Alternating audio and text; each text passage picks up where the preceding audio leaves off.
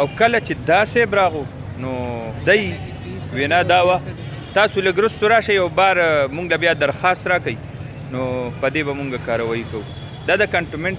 اعلی عهدیدارو چې هر څوک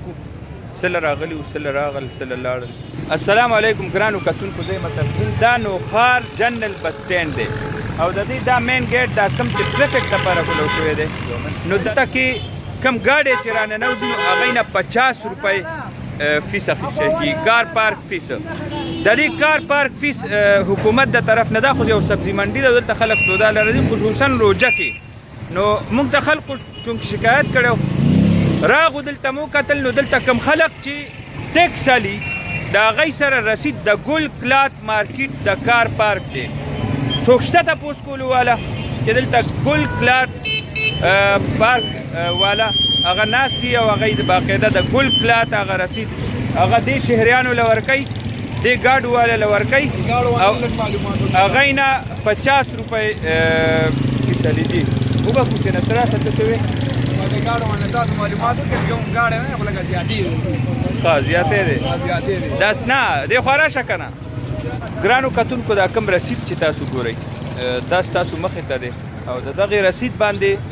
بره دا چې څه میټاو شوي دي او اخري کې ښکته کوم رسیدونه هغه ګل کلات مارکیټ یو ډېر غټ فراډ دی حکومت سره هم کېږي او عوامو سره هم کېږي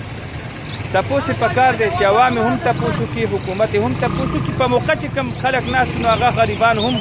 پریشانه دي او وایي د 2 میاشتو نه مونږ بېروزګاره یو او مونږ ته هم څه نه میلاویږي ټیکدارانو ټیکې راکړي دي او د هغوی وینا کوشش به کوو چې تاسو سره یې شیر کړو او که نه یې راکوله نو دغه صورتحال دی دا تاسو کتو دا دلته ګاډي ولاړ دي او د ټولو ګاډو نه 50 روپۍ دا چې کوم تاسو رسید وینئ نو دغه رسید باندې دې ګاډو نه پیسې اخیستل شوي دي او کله چې دا صاحب راغو نو وینا دا وه چې تاسو لږ رستو راشئ یو بار مونږ له بیا درخواست راکئ نو په دې به مونږ کاروایي کوو دا د کنټونمنټ اعلی عهدیدارو چې هر څوک